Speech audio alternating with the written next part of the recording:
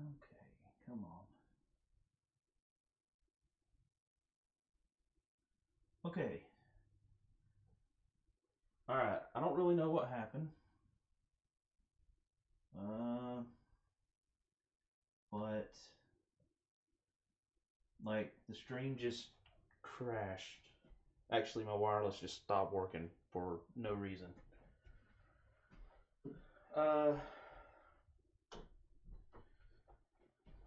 Yeah. So I'm not 100% sure at what point in time it really stopped. So I guess. So here's the lay of the land. We just finished combat. The scouts being beat up beyond belief. There's no event, which is good. This event that we had, which was the event for additional actions, goes away. Thank you. Thank you. Thank you. Into the discard, we'll put it right there above it. Actually, we'll turn it sideways so we know that it's not any good anymore. So, we're back to the beginning of the round. So, our endurance is going to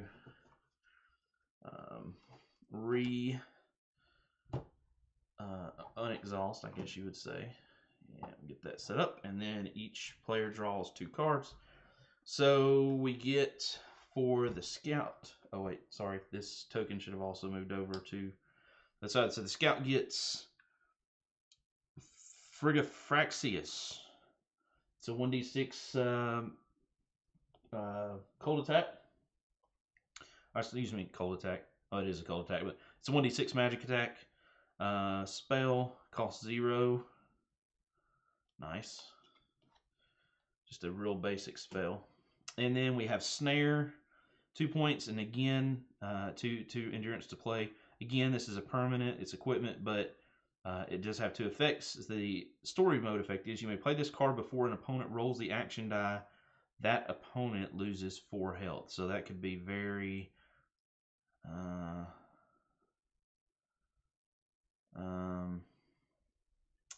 you may play this card before an opponent rolls the action die. That opponent loses 4 health.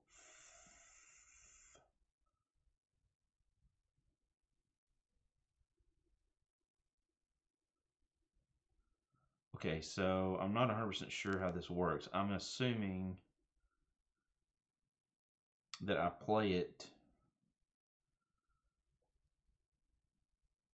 on somebody before these guys take their turn. I guess is how that works. And they would automatically lose 4 health if we know they're going to roll. So it's just kind of a delayed effect instead of immediately happening. All right, and then 2 more cards for our air, and we get Call the Djinn. This is a magic test, not an attack. That's very important. It costs 4 to put out, but we pay 1 endurance, and opponent loses 1d6 health. This does not count as an attack. So this is cool. This is something that can go out here, and then we can use that. Yeah, that's good. And then we have another 4 endurance card weapon that is a ranged weapon, and it's a short bow. Pay 1 endurance and do a ranged attack at 1d6 plus 4. So it's a really good weapon. It's just her bowery skills are a bit lacking. Right. So now we have the conundrum, right? We really need to add endurance cards, but we really have really good really good stuff too. So what to do? Alright, so I think we're going to ditch the bow. That is a lot of damage, but she has a really bad bow skill, and we've already put the card that ups that, I believe, in the endurance pile. To be fair, I'm not going to look. We'll keep the rest, especially this healing, because we're probably going to have to use it immediately, and probably with most of our endurance cards to boot. Alright, so that's what she'll keep. Those over here. Remember, we can get rid of up to 2. I mean, a magic attack. We already have a magic attack, so there's no reason to keep Frigifraxis. Because we really have something better, so that's one. We could discard a second one. And I really would like to discard a second one, but we also have this heal in our hand. And the snare is nice because I know it's going to do immediate damage.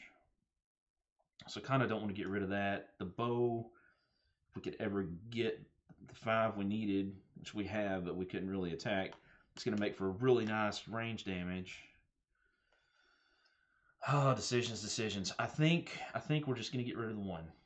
And this may just be kind of a... not a great round. We may be having to use our fate points to generate some endurance to do some attacks. That may be what we have to do. Okay, so there we go. That is our... That's that. And...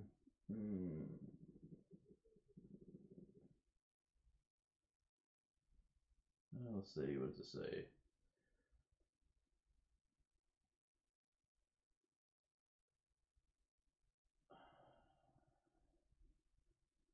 Stream health.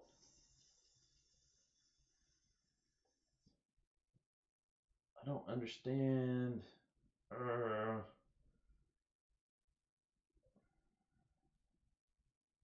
know I'm dropping a few frames, but it's wireless, so it doesn't surprise me. Alright, we're just going to keep on keeping on. This would have been done. Alright, so we're going to go with the mage. Mira the air. So, what to do first? So, I think she has 5, if I remember correct. Yeah, 5. So I think I'm going to use actually all 5. Gosh, probably going to regret this. Use all 5 to play this card. Pick a hero and pay up to 5 endurance. Restore 2 health for each endurance paid. So she's going to add 10 back to our scout. We're just going to put the scout up to 28. Alright, so that's good. And that is literally all she can do this turn. No endurance left.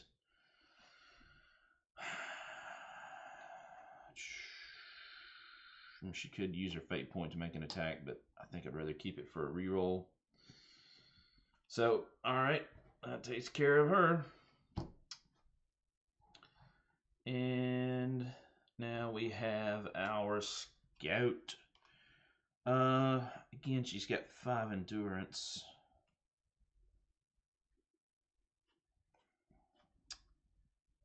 Alright, so...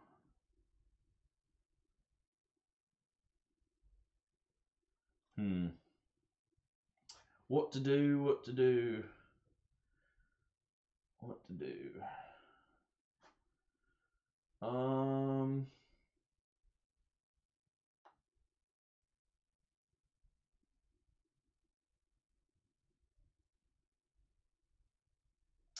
So the problem is, I don't know. I don't really know what I want to do. That's a tough decision.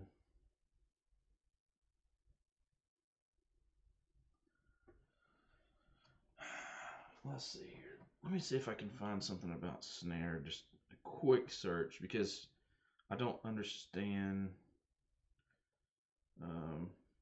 if it's a equipment card.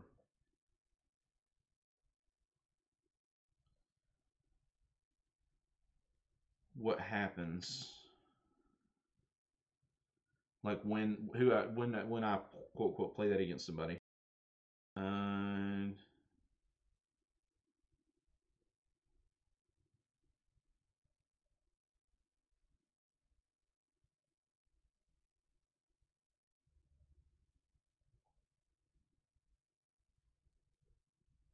Oh, okay, okay. So this is equipment. So I play it.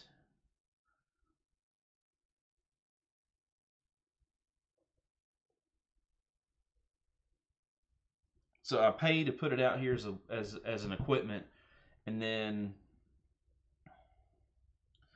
whenever somebody right before they roll, I can choose to basically discard it and give them 4 damage. Okay, okay, that makes more sense. Right. So I think I need, if I played this card, that's 2. If I could do,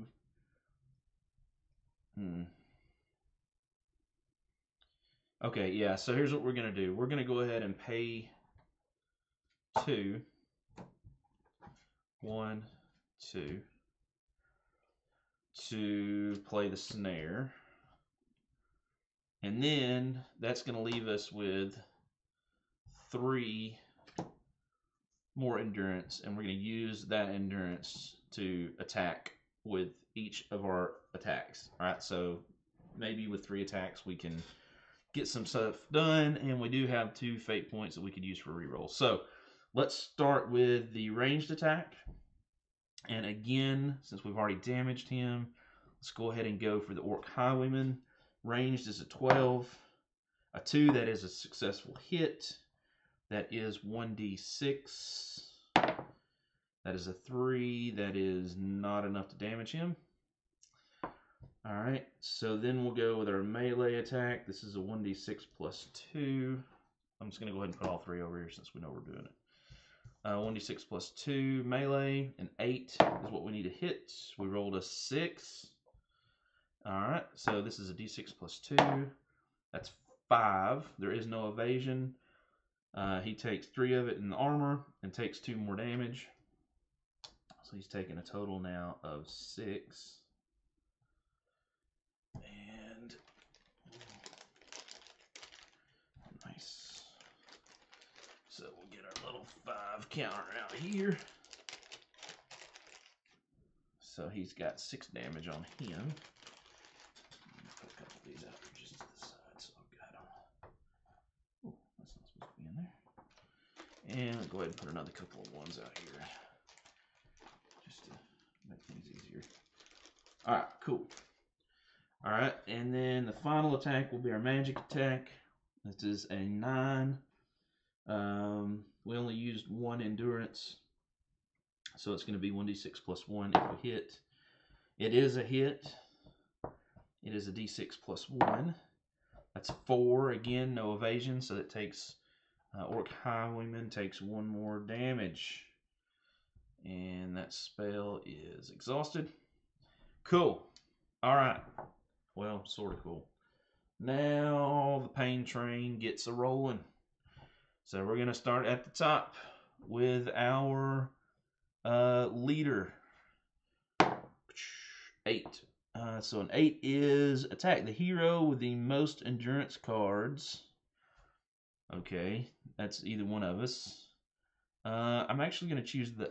I think I'm going to choose choose the air. And the reason I'm going to do that is because I want to try to get some more cards in our hand. So that's going to be 1d6 plus 2. That's a 4. So that's 6 total. So she gets to roll for evasion on a 5 or less. Does not evade. So she's going to take 6 damage. That's going to take her from 30 to 24. And because she took a damage, she gets to draw 1 card into her hand, and she draws Ignis Firo, a magic attack that does 1d6 plus 5. Nice. Of course, it's 5 to get out, but man, that's a lot of damage. That's probably going to be coming out next turn. Alright, so that was his first attack. His second attack, because remember he gets 2. It's a 3. This air suffers 1d6 plus 2.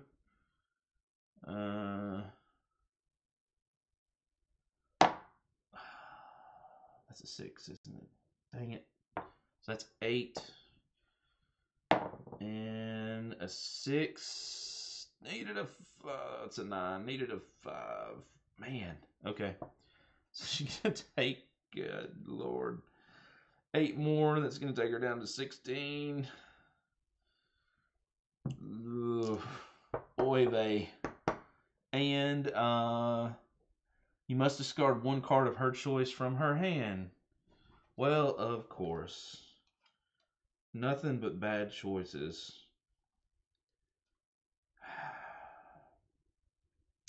As much as, oh man, I really hate to get rid of this Invoctio Major. That's a 12-point damage, but honestly, I'd really like the idea of having a consistent 1d6 plus 5 because it only costs 1 endurance. It's not expensive. Golly. But she took damage, so she gets to draw a card. And she got add 3 to your hero's magic with magical lore. So we might actually think about that because we really want to make sure we're hitting. Alright, so that's the 2 for the leader. The Highwayman rolls a 19. If all leaders have been defeated, removes this card from combat, otherwise nothing happens. Of course, we were not that lucky.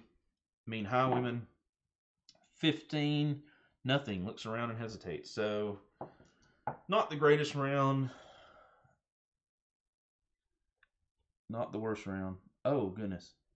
You know what? I messed up. We were supposed to draw another henchman card last time at 5, and I misread that. So we actually have another Orc Highwayman that should go. He rolls a 2. A hero chosen by the group suffers 1d6 plus 3. Well, it's definitely going to be the Scout. 8. No evasion. No armor or anything. So she's going to go down to 20. Oh, man. All these hard cards, man. Alright. There you go. No end to turn effects happen. We remove one of these time markers, which leaves us with 4, and that is draw an event card. A wall of fluttering darkness descends on you at a frightening pace. You are surrounded by ashen wings, unblinking eyes, and sharp beaks. A swarm of carrion crows carrying the stink of the grave is trying to feast on you. You're attacked by a swarm of carrion crows. Each hero who fails a survival test roll loses 5 health. Oh my goodness. Alright, so let's start with Miriam, I guess. Survival is 10. 7. Yes, no health loss. And same thing for Lariel. Her survival is 14. 3. No health loss. Good. 5. Gosh, that'd have been ridiculous. So we move the first player token back over, and everybody unexhausts their stuff, basically. All right, and then we draw our 2 cards. 1, 2. All right, so we got Treat Wounds, which is heal 2 for 1 hero for the Elf Scout, and Acrobatics, which adds 2 to our evasion for the Elf Scout. Okay. So I'm thinking, oh man, gosh, we just really need some endurance cards. I'm gonna get rid of the heal 2 and the acrobatics. But I mean, the good thing is now we're kind of to the point where 3, 4, 5, 1, 2, 3, 4, 5, 6. We got 7, so we can get some stuff starting to be where we can get some stuff out there. And I did not use the snare. What the crap was I thinking? All right, so that's that. So here for now. We draw 2 for this. Okay, so we have Duplicatus. Discard this card after the damage roll of an attack against a hero to prevent all damage from that attack. All right. And then we have Nightmare Form. Magic test. Pick an opponent and roll however many endurance that you paid times d6. The opponent loses loses health equal to the highest die result. This does not count as an attack. So that could be like 6 damage, which would be great, or that could be like 1 damage. Interesting. Yeah, I mean, man, I'm actually, as much as I would like to keep Nightmare Form, I think I'm going to get rid of it. And Magical Lore, just because we need the endurance cards. I like the idea of being able to stop damage and these really high, like 1d6 split, these spell cards that are really high. Yeah, we're going to do that. Alright, so it is our Elf Scout's turn.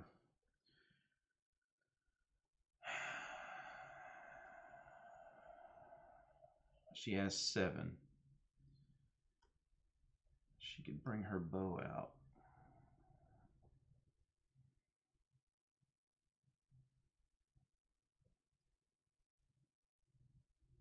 All right, let's think. I really think that's what we need to do. She's gonna pay 5, 1, 2, 3, 4, 5 to bring out her bow.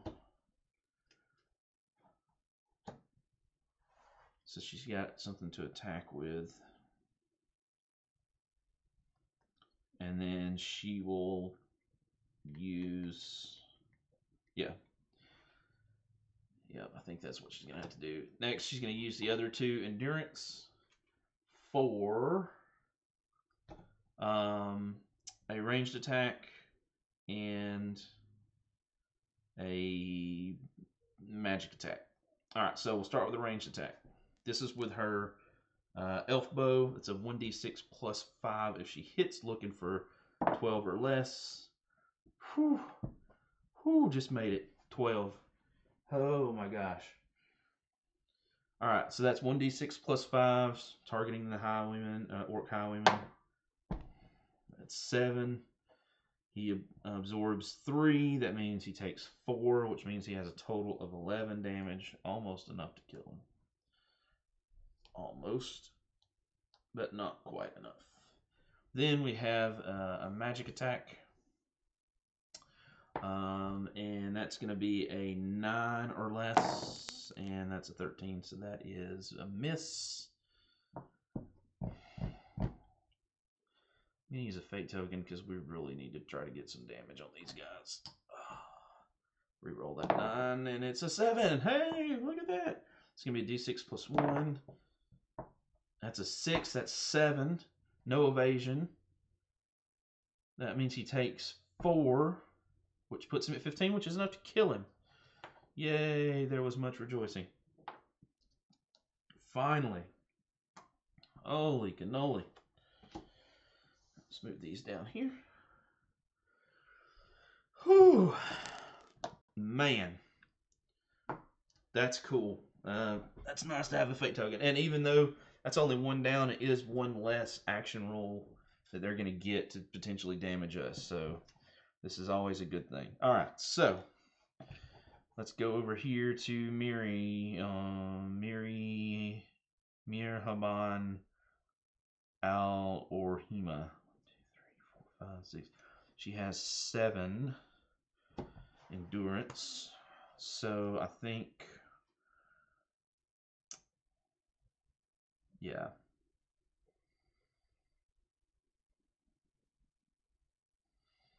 I'd really like to play the Ignis Pharaoh, but I think I'm going to have to play the Djinn first. It's a spell. Costs 4. 3, 4. So there's her 4 paid. And yeah, that leaves her 3 left. Yep. So that's all she's going to do for now. So she's going to use her first of 3 to pain endurance and do a test, a magic test.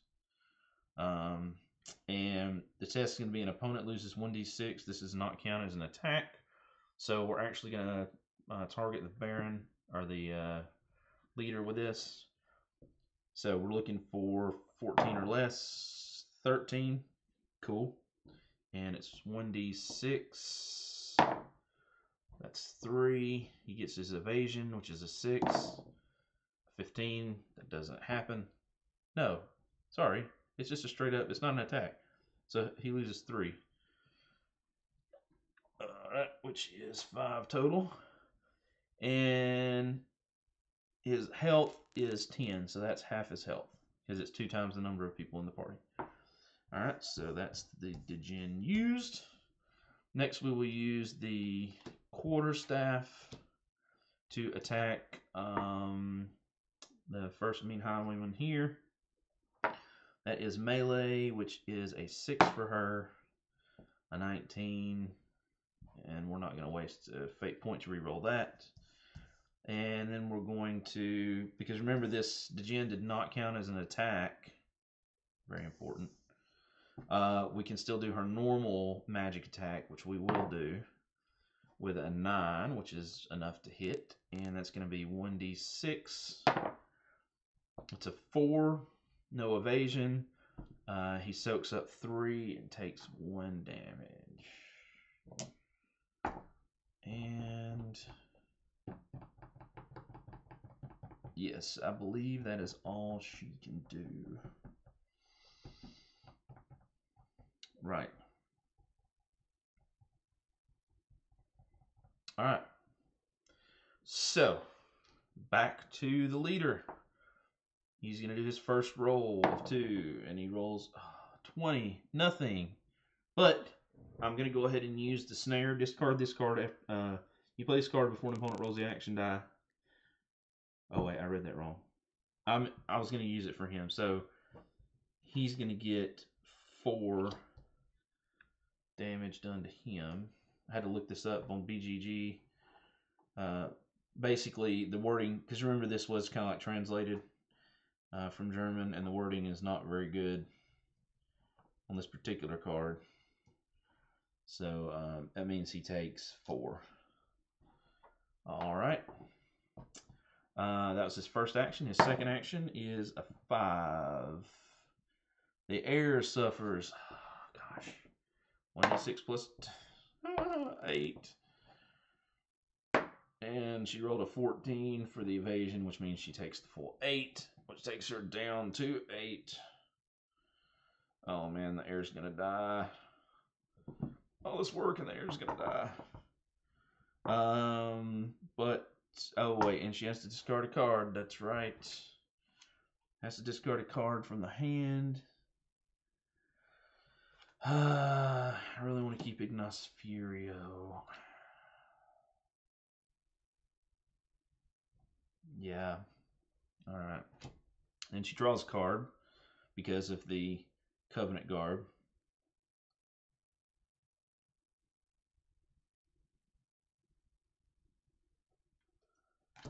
All right. And she gets, I guess I should read that. Costs 4 endurance, calls Disintegratus. Subtract 2 from the damage of all attacks by an opponent of your choice until the end of the combat, which is until we completely finish. Each opponent can be affected only once by this spell. So you couldn't stack that spell if you had several of them. Okay, Mean Highwayman, the first one.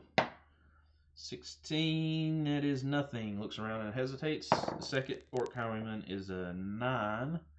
That is a hero chosen by the group. Suffers. So this is going to be the scout. 1d6 plus 3. That's a total of 4. And she's going to roll for evasion, which is fucking under a 6. No, not under a 6. She's going to take 4 and go from 20 to 16. Whew. Yikes, man. This is not good. All right. So, end of turn. There are no end of turn effects. We remove a counter. We resolve. We look at the card. Is there anything that happens at 3? We've got 6, 5. The next thing happens at... Oh, that already happened. Nothing happens at 3. Okay. Got a little bit of a break there. We get some unexhaustedness. And... Oh, hold on a second. Hey.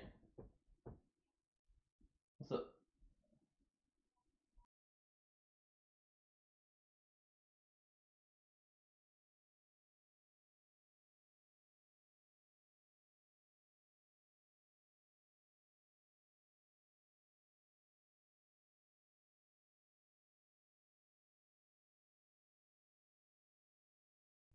Okay. Alright, give me just 1 second. What did I just do? Okay, so everybody's going to unexhaust all their stuff. All their endurance is going to come back to them. First player marker is going to move back over here. And that's where we're going to start at. You all... so, yeah. Now, give me just a minute. I'm just going to mute the stream. I'm not going to stop it. I've got to go take care of something right quick, and I'll be right back. So, don't go anywhere, and I'll see you in just a minute.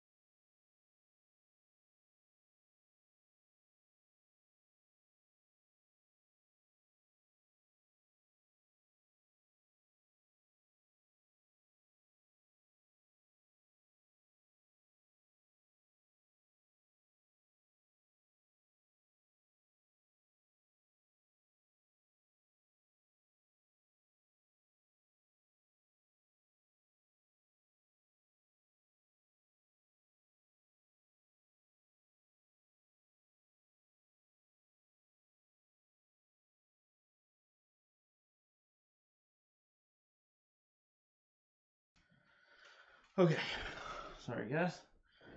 The dog had to go outside. Okay, where were we at? Right. Drawing cards.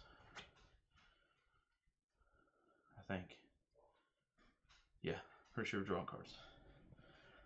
Alright, so we're going to draw 2 cards. So what do we got? 2. An action. Jump to safety. This is for the L Scout. Subtract 5 from the result of your dodge test. Or blinding flash. Raise opponent's action die roll by 3. Interesting. Really both kind of good.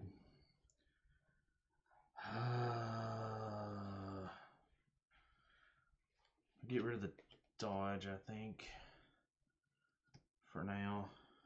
I know that's kind of a one shot, but let's do that. And then, geez, 2 more for the air. 1, 2, oh goodness. Okay, so we got another Disintegratius. Ooh, good memory. Advantage, 2 endurance. Take a card from your discard pile to your hand. So is there anything? Oh, wow, yeah. So I could either take like the big, huge 12-point damage or maybe even the heal spell. Gosh, that's good stuff. I like the Disintegrate, but it's 4 and it's a one-shot. So I think I'm going to actually get rid of both Disintegrates just to have a lot more endurance to get out this attack and be able to do some stuff. Yeah, okay. So let's start with the first player's turn, which is going to be Miriam. So we have a total of 1, 2, 3, 9 endurance cards. We're going to spend 5 of them to bring out, Ignosfero. This is a magic attack spell, 1d6 plus 5, which is awesome. So 1, 2, I really just need 3 for an attack, which is, I can't attack with everything if I. All right, we're gonna stop there. Yeah, I think we're gonna stop there. All right, so she's gonna do some attacking. So we're gonna start with the Djinn. It is a knowledge test. We're gonna pay our 1. Use him. It's a knowledge test against the Mean Highwayman. So let's see what happens. Oh, it's a 17. We're gonna re-roll that with her focus token, or fate point. I mean, looking for less than a 14, or 14 or less. So that is 14. So I just barely did it, and that's gonna be 1d6 damage. 4 gives the Highwayman 5 points of damage total. Cool. Then we're going to use our magic attack, Ignosfero. We're going to target again the Orc Highwayman. Should have targeted the leader with that last attack. Too late. 5, that was a magic, so that's well below 14. So this plus 5, 6, yes, that's 11. He does not have any dodge. 3 of it is absorbed. 11 minus 3 is 8. So he has a total, that would mean of 13, which is enough to kill him. So he goes away. And that's been used. So now let's do 1 more. Actually, I think we're going to target the boss. Yep, we're going to target the leader with our melee attack. 6 or less, and we rolled a 16. And do that so we know that it's been utilized, and that is Miriam's turn. Okay, so right. Let's count these. 1, 2, 3, 4, 5, 6, 7. We have 8. 1, 2, 3, 4. I think I'm actually, just because we know we lose if the air dies, period. So I'm actually going to spend 5 endurance. And play the Balsam, which is pick a hero, and which I'm going to pick the Miriam, and restore 2 health for each endurance paid. I paid 5, so she's going to get 10 health, which puts her at 18, which is much better. Which is going to leave 3 cards, which is enough for me to do 1 of each of my attacks with the Scout. If we do this right, we can end it. First attack, we'll lead off with the bow. This is a 12 or under. 12. Barely made it, but we made it. A d6 plus 5. That's 4 plus 5 is 9. Does have evasion. Did not evade. So he's going to take 9 minus 2. He's going to take 7. So you have 7 and 5 is 12. 13, 14, 15. That would be 16 total. So that actually kills the leader, which is great. Yes.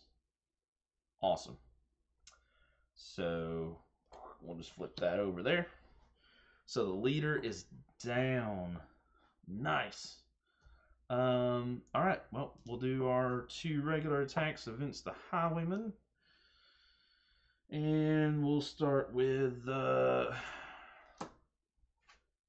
we'll do the magic attack. This is 9 or less. That's a 19. That missed. Won't use this reroll yet. And then we'll use our melee attack, which is an 8 or less. 14. Also means nothing happens. Okay, so now it's the enemy turn. There's only 1 enemy left. He rolls a 20. Holy cow. And that means flight. If all leaders have been defeated, remove this card from combat, otherwise nothing happens. He goes away. Our victory condition was all enemies, opponents are off the board. They are now all off the board. That means that we were successful. Nice. So, let's see what happens. And the area is still alive, so there you go. After a victory, heavily breathing, you look around you. The ground is littered with your dead enemies. Ha ha, take that. You tend to your wounds and recapture your horse. Before you continue on your way, you search your enemies for any clues. It says read the effect of your victory in the section in an adventure. So here's what happens when we end an adventure. It's a couple things that happen. So I'm going to go over here. So 1, we may, the hero succeeded in the last adventure that he mentioned successfully finish its last act, which we just did. Wait a minute. Yeah. Oh, no, we didn't. Sorry. In addition to that, they now receive experience points. For every experience point they get, you may pick one of the reward cards you gain during the adventure and note it on. Oh, you may also combine the 2 options. So we're going to. Oh. So our rewards. Okay, sorry, I'm ahead of myself. So our reward is reward cards equal to the number of heroes. In this case, 2. Alright, so I've got the reward cards over here, and again, these are like more powerful cards. There's a Bone Dagger, Dexterity Elixir, Masterful Halberd, 1d6 plus 6. And you get to use the higher result of 2 damage rolls. So you got some pretty nasty stuff in here. Alright, so let's give this a good shuffle. And randomize, there we go, something like that. Alright, and let's do a little bit more randomization. So we're going to take the 5th card, 3, 4, 5, and then we're going to take the first card after that. Okay, what do we got? We've got one-shot equipment, strong healing potion, heal 8 wounds for 1 hero, cost 2 endurance. Then we have spiked club, 3 to play. It is a weapon equipment. If an attack with a spiked club causes an opponent to lose health, you become the target of that opponent's next attack in place of the target. Okay, so basically you can use the spiked club to do 1d6 plus 4 melee damage, which is nothing to sneeze at, but it does make you the target. So I guess that would be a good way, like if you had somebody with a lot of armor or something like that that could absorb some hits, that'd be a good way to have them be targeted. So, cool. So we would hold on to these, and I believe we get to put them in our decks. Let me go back and double check here. They receive another reward. End of combat, step 4. What? Oh, the adventure, combat, start of combat. Opponent's turn. I just want to make sure I did this right, because now I'm reading some of this. The combat ends with either victory or defeat. In case of all reward cards the heroes gain during the adventure. Oh, in the case of victory, if your hero's current life points are below 30, you're allowed to raise them back to 30.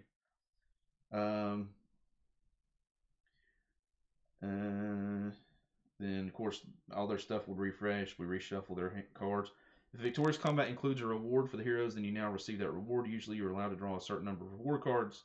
You can freely decide which hero gains which reward. When using reward cards, you have to adhere to the same deck construction restrictions as with the action cards, pointing out which cards a hero may have in her hero deck.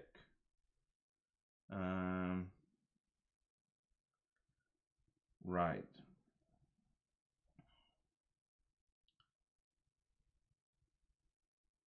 Oh, okay. When using reward cards, you have to adhere to the same deck construction restrictions as with the action cards on page 9. So that says, let's see here. Deal your own decks. You must always use exactly 30 action cards, so we have to get rid of a card. No more than 2 copies. Reward cards may be used in a hero's deck after consulting. As you enter, maximum number of reward cards in hero's deck is limited to 3. So we can't have more than 3.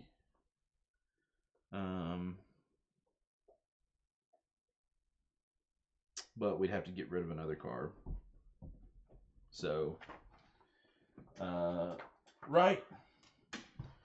Since we're not gonna do this as a series, I just wanted to throw this out there. I had this and I played this a little bit and I thought it was pretty cool.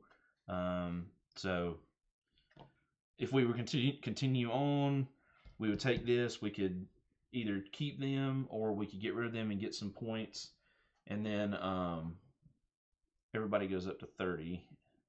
So everybody would start the next act.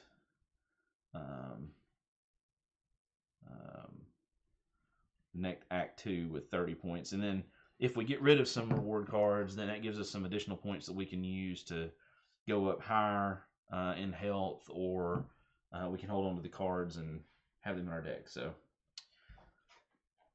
that is where we're at. So sorry about the stream crashing. I'm really not sure what happened. Like, it apparently wasn't the stream. My internet just stopped working, but we got back on. So thank you guys for watching. Thank you guys for subscribing. If you do get a chance to play this or check it out, definitely go check it out. It's a really good game. I enjoy it. I enjoyed Pathfinder, like I said before, but the problem for me with Pathfinder was a really long setup and a lot more complicated construction for like the locations, and I mean, just really honestly, for me, it boiled down to just a lot more complicated. And I don't necessarily mind complicated, but I don't always want complicated. This has enough depth in it, I feel like, with the endurance cards, with the random events that happen, the rolls that you do for damage, and to determine whether you hit. I think that there's enough randomness in there to it that it does make for a good replay in that respect, mechanics wise. I feel like the decks have a lot of good stuff in them. The pre-constructed decks, I've played a couple times, and I feel like I'm playing with a little bit different deck every time, just depending on how they come out, the cards come out. So I do like that. I like how the game scales depending on the number of players, um, and it's easy to set up. It's really not hard to set up. It's a pretty simple round order, combat round order.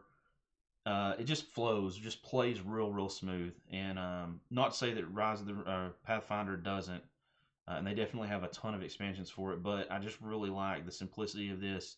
But it does still have that Pathfinder card game type feel. So if that's something that you really like, you like those kind of types of card games, this is definitely something that I would suggest you check out because I think it's definitely worth it. So thank you guys for joining me. I will see you guys in the next video. Have a great Sunday afternoon, and play more games. Bye, guys.